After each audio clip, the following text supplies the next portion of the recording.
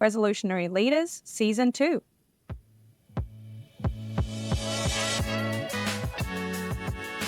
Hello and welcome back to Resolutionary Leaders. I'm your host, Helena Gotto, and today we have Kurtis Sundblom, who is the Director of Development for the Boys and Girls Club of San Gabriel Valley and the East Side.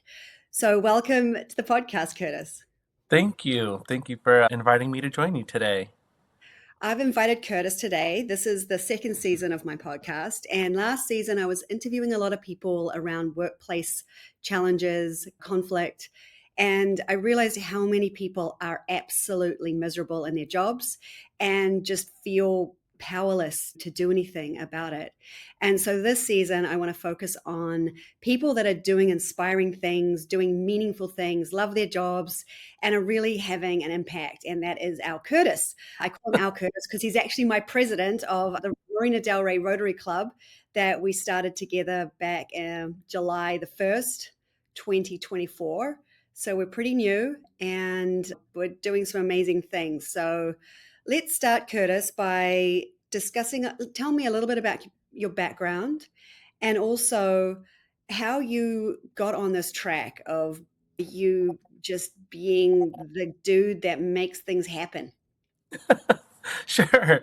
My story starts, I'm just a kid from Yucaipa, small town Inland Empire community, hour and a half east of Los Angeles, 2 hours with traffic, far enough away from home where you don't have to go back, but not too far where you can. So it's been an incredible journey. And I went to Cal State San Bernardino, where I earned my degree in public relations. I jumped into a corporate career with Enterprise Rent-A-Car, managed stores all across the Inland Empire, the high desert, low desert, spent almost 7 years there climbing the corporate ladder, realizing I just wasn't really fulfilled. Through that experience and working with Enterprise, I was actually a board member for the Boys and Girls Clubs of the West San Gabriel Valley and East Side. And the opportunity came to join the team in the full-time development role of what I do now as a development officer for Boys and Girls Clubs. So I've progressively made my way west towards Los Angeles and live in Marina Del Rey, or Mar Vista, which is Marina adjacent and Culver City area. Love what I do, love where I live. And together we started the Rotary Club, Marina Del Rey. So it's just been an incredible journey. So let me ask you one just random question, just out of the gate. What is something about you that people are surprised to find out? I think sometimes people are surprised to find out that I'm from a small town. I'm from Yucaipa. First of all, no one knows where that is. And it's somewhere you drive through, you don't go to. So I think sometimes people, they don't perceive that I'm from a small town because I have such a big personality and I tend to have a lot of different circles, career-wise and professional-wise and friend-wise within Los Angeles, that it would just shocking sometimes. Like, you're from where? You're not from LA? So tell me what that was like, having such a big personality and growing up in such a small little town. Actually, growing up in a small town and growing up with my family, it was quite challenging. I dealt with and experienced quite a lot of emotional abuse, and it was just a very turbulent childhood. Parents from divorced parents, both remarried. My mom passed a few years ago. Her second husband passed 20 years ago. A lot of alcohol and struggles with that and mental health, and even to this day. So growing up in small town America, you didn't really have anybody to talk to, really kept up a really strong front where I had to have a big personality to mask and hide all the things that I was going through that none of my friends would have ever really realized. Only maybe a couple had a clue as to what I was going through, but it was very difficult. It was a place where it has its small town charm, which in a lot of ways is fantastic, but then in a lot of ways it's isolating. Being able to leave that kind of space and grow more into myself and finding myself wasn't until like later in college. It was hard, it was challenging, definitely, but it's part of who I am now. I'm always, I guess, inspired and relieved when I meet someone who's had that challenge in their childhood and they've used it for good and not evil. I feel like you have the opportunity to go a couple of ways with that and to be able to really channel it into such a positive outcome and outcomes as you continue Yeah. to do what you're doing is really valuable. There's one thing that I always say, and I got this from someone else years ago, and I don't remember where I got it, but it's stuck with me, and it's something that I live by. And it's you want to be able to turn your traumas into trophies. Mm, And there are two paths that we can take. One, becoming a victim of circumstance and making all the wrong choices in life and blaming others in the world for giving us the cards that we've been dealt. Or two, you have to be able to learn from the circumstances that you're living through and your family members or your elders who have experienced things, and looking at those as examples of things you don't want to become, to get yourself out of it and doing whatever it takes to be able to get to that point. So I heard that and it just stuck with me forever. Turning your traumas into trophies. let's talk about some of your trophies. You raise a lot of money for the Boys and Girls Club. Would that be a true statement? I'm a part of a team that Uh-huh. raises a lot of money for Boys and Girls Clubs. And one of your key initiatives is the bringing sailing to inner city kids. Is that Yeah, we have an incredible sailing program in Marina Del Rey that operates out of Mother's Beach. And the program itself has been there longer than I've been with Boys and Girls Club. It's been there for over 20 years. And it started with my CEO, J.R. Zubak, when he was the CEO of the Venice Boys and Girls Club. And over the course of the years, it's stayed. And really over the last probably 6, 7 years, it's just exponentially exploded in growth, being able to provide kids from all over Los Angeles County the opportunity to come to the beach, to Marina Del Rey, to get to be on the water. And for a lot of the kids, the majority of these kids, they've never seen the ocean, they've never seen the water, they've never been on a boat. So it's really being able to provide opportunities that take them beyond the walls of their neighborhoods to experience something that they otherwise wouldn't have had the chance to do. If their parents never had that experience in their life, then most likely they're not going to either. And so for me as a kid growing up in Yucaipa, we would always go to the Orange County beaches. They were closer. And so I experienced the water and the ocean. But what's shocking to me is that a lot of these kids who were in inner city Los Angeles neighborhoods, they could be miles from the ocean. And with no traffic, it could take 20 to 30 minutes. And you think, every kid should have this experience. And so that is something that we've been very successful at doing. We've, on average, now we'll have anywhere from 2,000 plus kids in the summer go to experience sailing and paddleboarding and kayaking and water recreation. And over the course of the year, it's an annual program. It's closer to 2,500 kids. So it's incredible. And the magic never dissipates. It's just right? incredible. It's shocking that you can be so close to the water and the beautiful beaches and just don't go. Just don't actually, it doesn't occur. I don't even about it occurring. Is it just the ability to get there? I don't know. Well, I think that definitely is a factor. Transportation and the means to get somewhere is a big factor in that. For a lot of families in inner cities, sometimes transportation is the biggest factor as to why they don't leave their neighborhoods.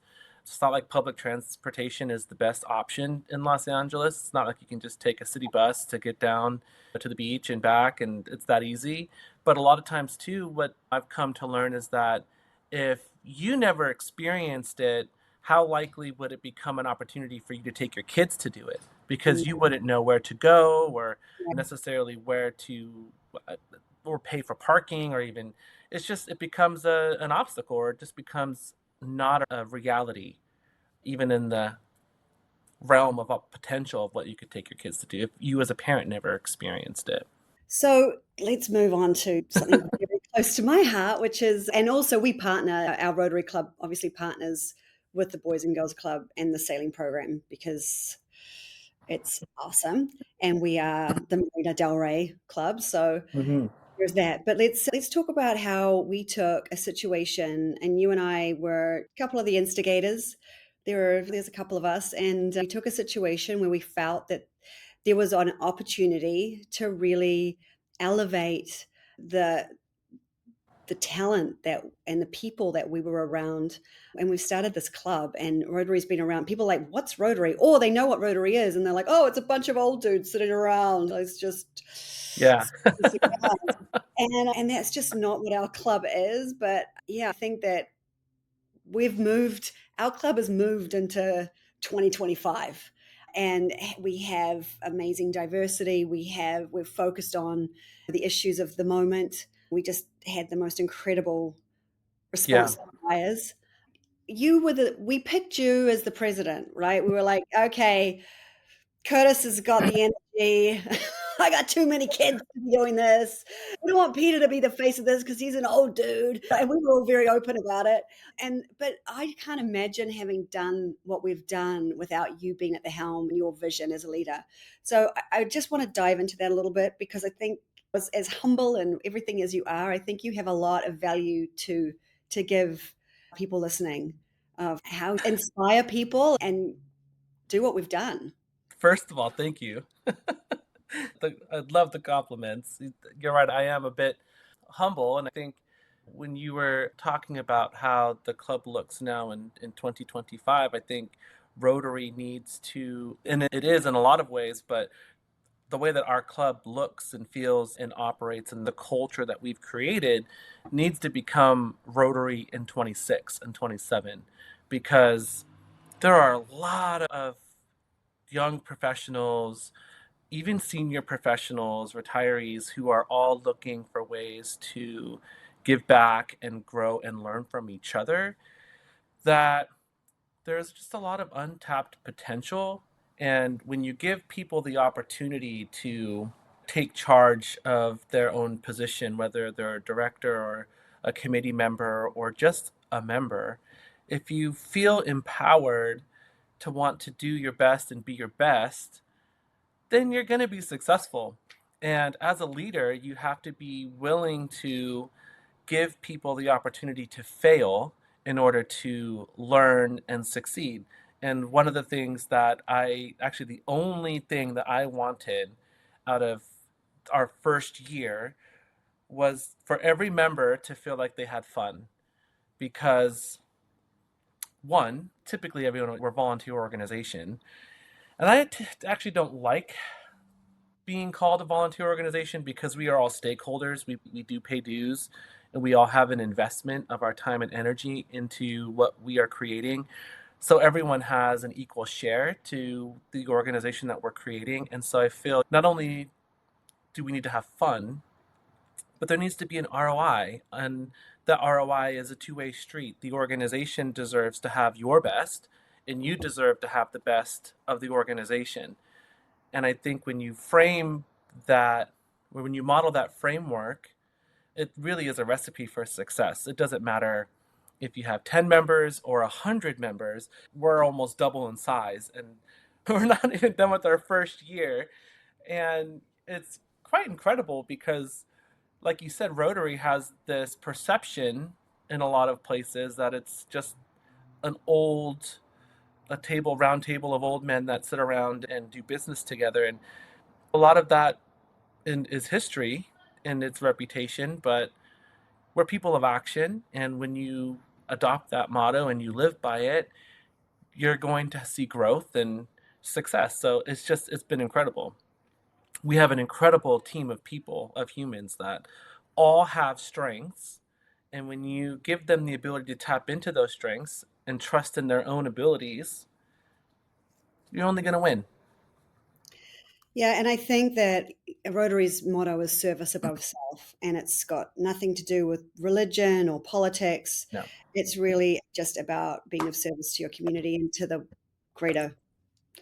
And I think with how the world is right now, with politics being so divisive, religion just people have their religions, yes, but to be able to come together and really just organize around like humanity, around Yeah. being kind and doing good. And yes, we ultimately look at our community, our club is based in our community, and we're looking at improving our community. And there is Marina Del Rey. People think, oh, everybody's got money, everyone's rich in Marina Del Rey. It's actually not true.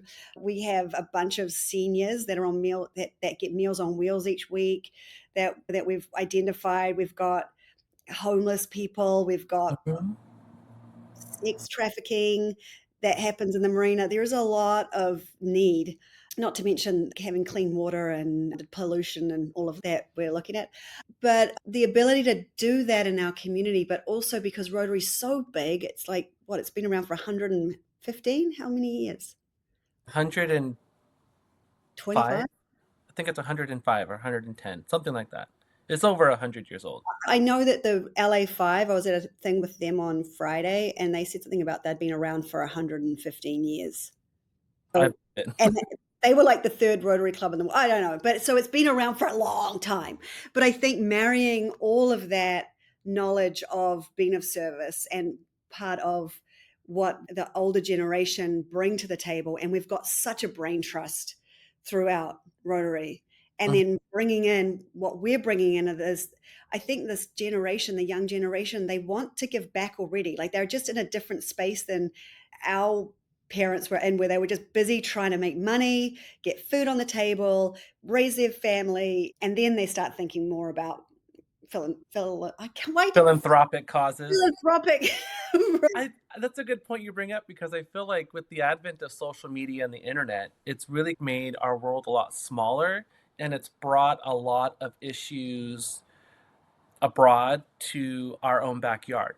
And I remember when I was in college, I wanted to join the Peace Corps. And that was probably the only way that, I'm sure there are a lot of other ways, but in my lived experience in college, I thought that was the only way that I could then go give back, because I wasn't a part of Rotary. I wasn't a part of a service organization because it didn't cater to generation and college generation like myself.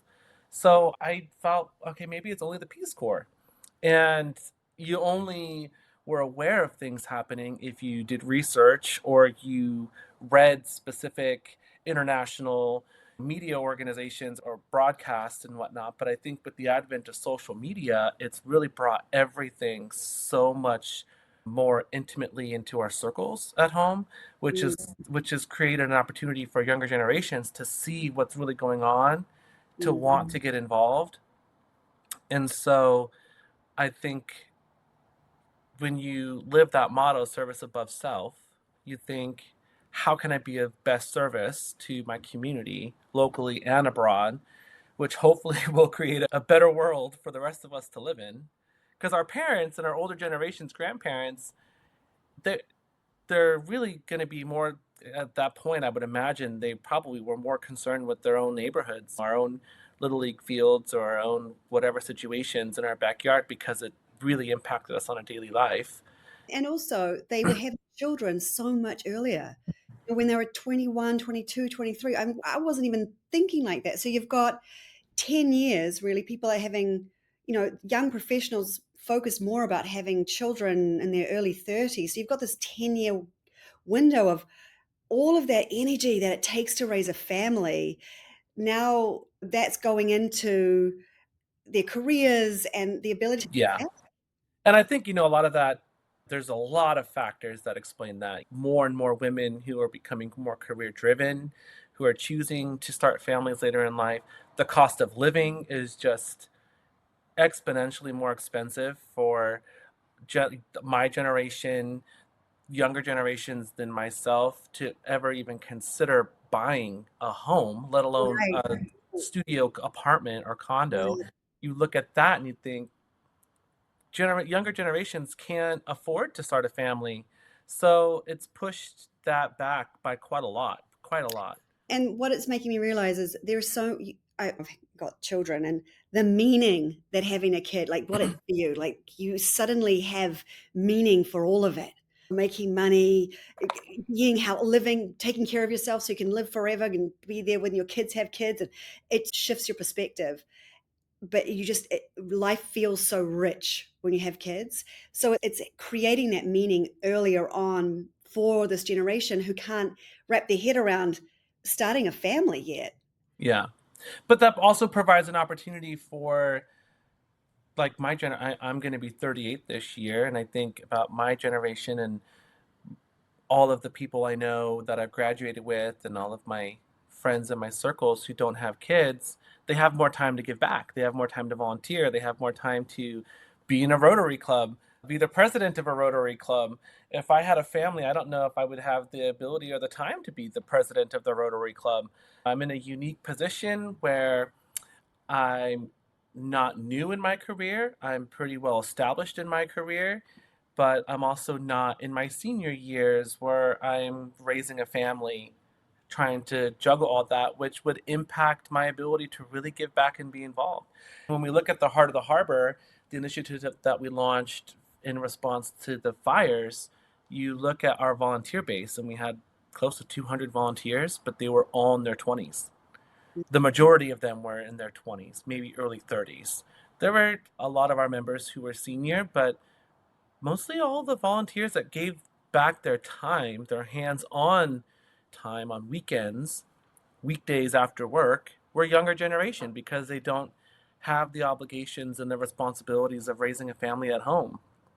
And also the community that's provided by a club like this. Yeah. When you have kids, suddenly you're around a whole bunch of other people that have kids of the same age just because you're in the same daycare or the same preschool or the same. So you have this community as you're doing that. But if you don't have those kids and you have kids turning one and you're having all the birthday parties, and that's what life's full of. But if you don't have that yet, to actually be able to create a community outside of your job is Right. minded people, like people who are interested in being of service. 100%. And there are a few volunteers who are actually now in the process of becoming members who are from other states. They moved to Los Angeles for work. They don't have community. They didn't know anybody. And because of the opportunity for them to volunteer, they've created a friend circle. They've made contacts now within our group, and they've created community that they feel like they belong to. So now it opens an opportunity for them to feel like they are creating a home in the community that they live in now, in the Marina or even adjacent to the Marina. And also an opportunity for them to grow professionally because you get to network with like-minded people who are all here to become humanitarians in some way, in whatever capacity that means for them. But they get to network and connect with these professionals, and it could change the trajectory of their life because they can get an opportunity to partner in something, in a project or whatever it could be, and it could just completely change everything for them. Yeah, it's really totally changing the face of what we know Rotary to have been. Oh, 100%. And I think that's why we do have quite a lot of support from our district and from other clubs who look at us as the new model of what Rotary should look like in the coming years and how we approach what we do in Rotary. We don't have the traditional approach necessarily. There are a lot of things that we do that are iconic to Rotary that you're going to see at any club, but in the way that we approach our service work and our collaboration, it's much different and it's fun. People want to come for fun, so it's quite unique. I'm loving it, and I am just so grateful for you and your vision and your ability to just focus on what's important, not get stuck in the weeds. I think that's been really helpful. So where do you see us? So you've only got a few more months of your presidency. Shocking. Where do you see us this time next year? That's a good question because I didn't see us where we are now a year ago. I know. We started this thinking we'd all bring in our own packed lunch and there'd just be 20 Yes, of us, and now there's nearly 40 of us. And I think the way that I see it is if we don't put expectations of what we think we want to see, two things will happen. One, we don't set ourselves up for disappointment. And two, we allow ourselves to respond to whatever the need is. So mm, what do I mean by that? It seems like in this last decade, there's just been one crisis after another that mm, dictates how we operate, how we think, how our society moves forward. And if we restrict ourselves to what we think we want it to be this time next year, we could close the door to opportunities for us to be responsive to whatever could happen. And when we look at the fires, we think I look back to that and I think as soon as it happened, within 48 hours, we rallied and we called a board meeting together. And I said, we're launching an emergency relief task force, and any member who wants to be a part of that so we can figure out what to do to help, join us. Within 48 hours, every single member joined that call. Yeah. And the rest is history. It's just been, we look at the numbers on that, it's incredible. We're considered to be one of the largest West Side Relief Center organizations on the west side of LA that were in response to everything. Over 500,000 pounds of donations and in-kind materials and non-perishable food and clothing and 80,000 pounds of water and over 75, 80 trucks, 26-foot U-Haul trucks and flatbeds of deliveries all over the county, from the Palisades to the Eaton fires in Altadena. And you think of like, how can an organization like ours manage to do all that? Right. It's because you respond to the crisis at hand and you just say yes, you figure out how, and you execute. Yeah. And, what I recognized early on was that I had members asking and calling, and I thought, all of our members all want to do something.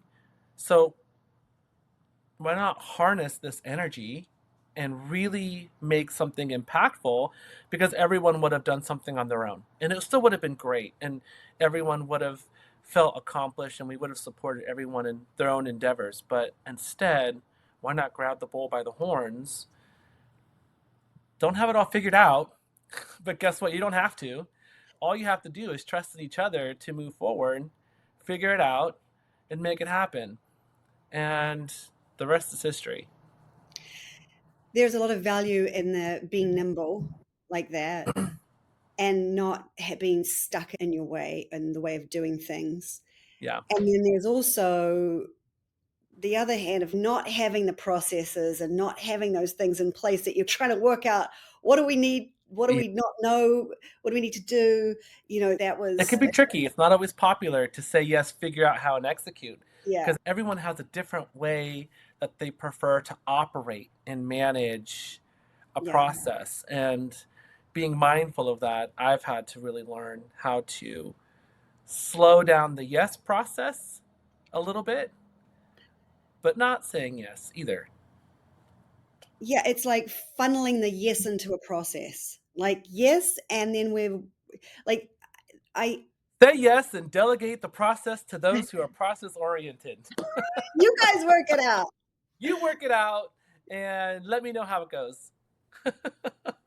I feel like there's something really important there of being able to keep that nimble yes culture that we have, but also and make sure we don't get stuck in process. I think because you don't want to create bureaucracy. Because the moment you create bureaucracy, the moment it will start to go downhill, because people won't rally to the call. And I think as long as you can keep the trust amongst your membership that you as a leader, you know what you're doing, or at least you're confident enough to figure it out because you're able to tap into the strengths of your team. It's not just because of me, it's because we have an incredible board. Every member brings a strength that we had to tap into. And being able to identify what that is challenging when you work with a very dynamic group of people who all have a different idea of what you should do as president and what they would do if they were president.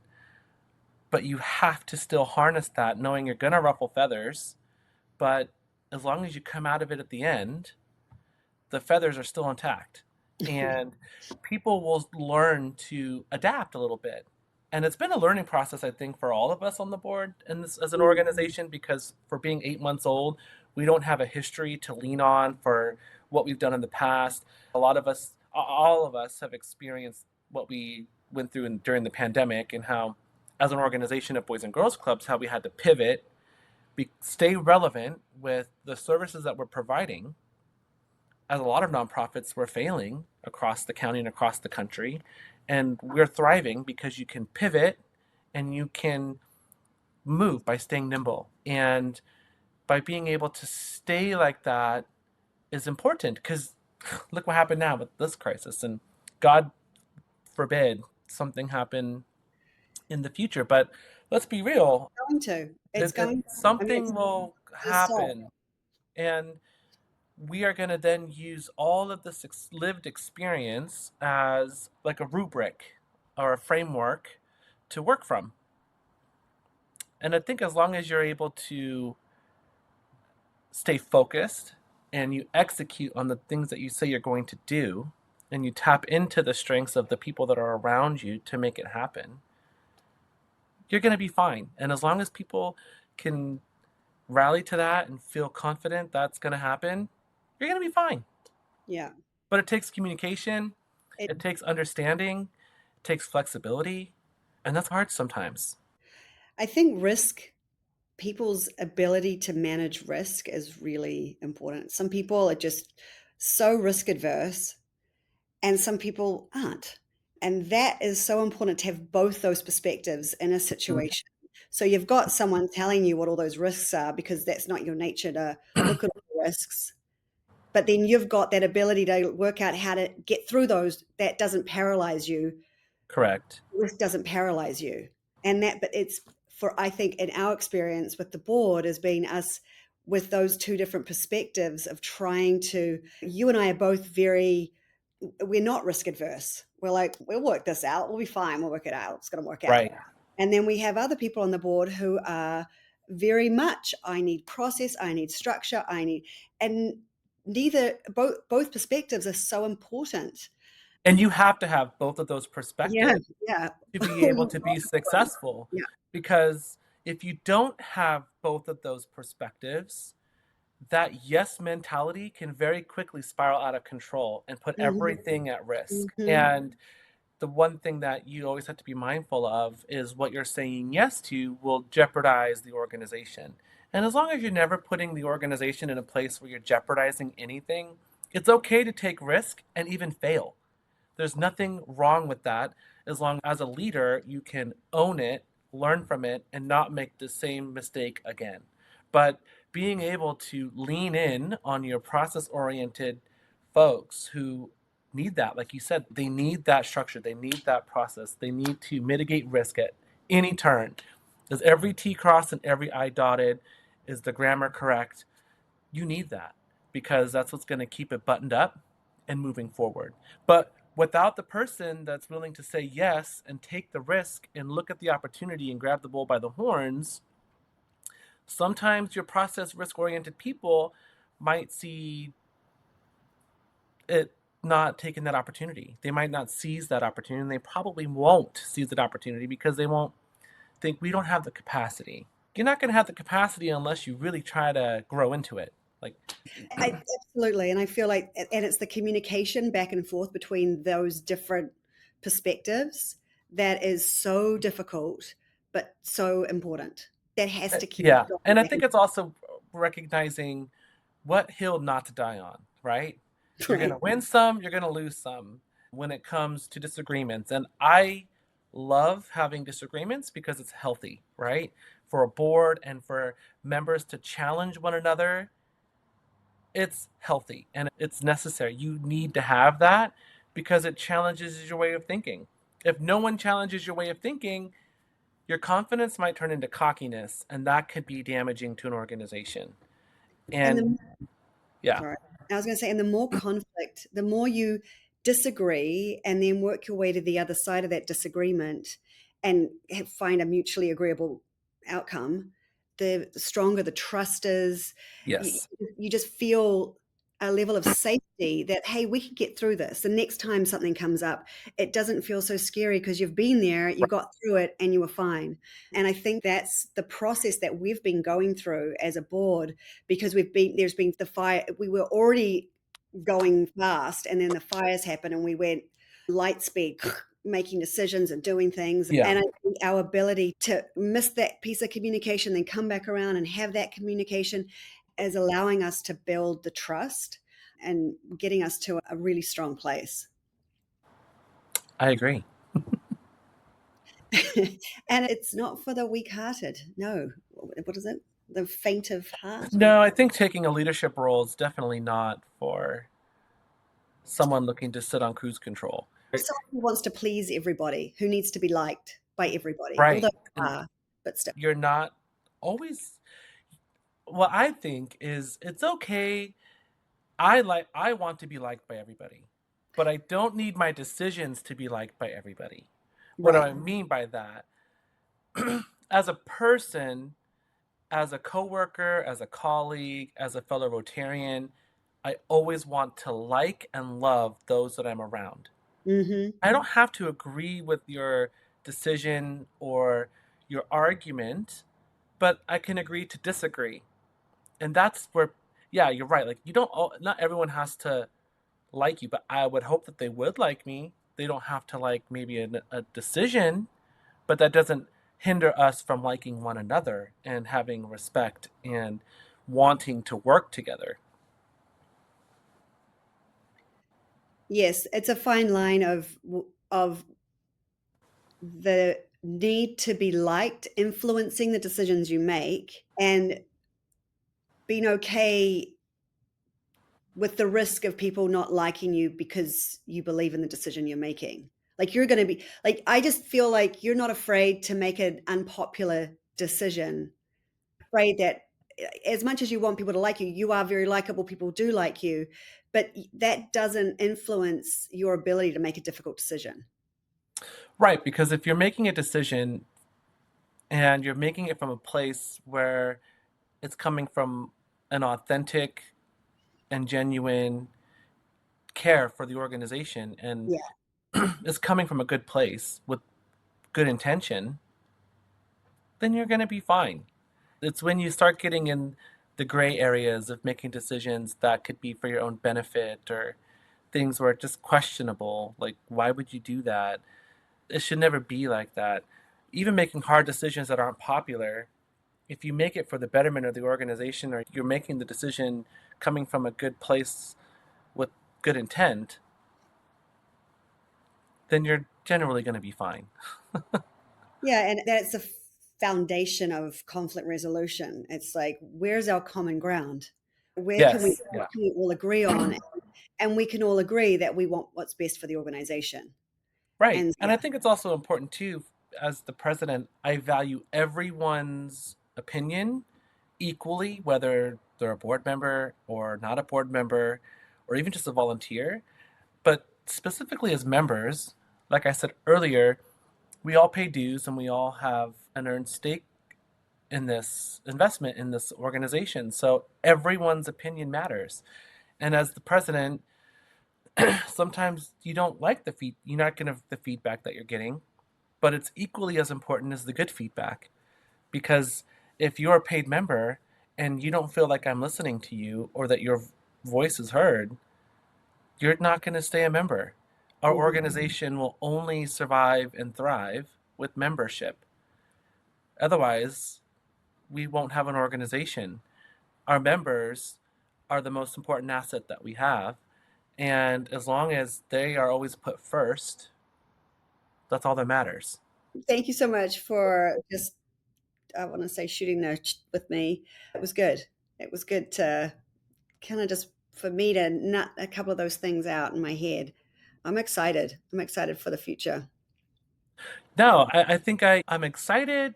I'm nervous. I'm and full of anticipation. I'm eager. There's all kinds of emotions that come through when you think about the countdown clock is on. And, what next? I become immediate past president. I'm still on the board. I'm still going to be a member for life. So no matter what, that's when you hand the torch over and you trust in your fellow Rotarians who are equally, if not more incredible than yourself. Thanks, Kurtis. Thank you. Yeah, have a great afternoon. You too.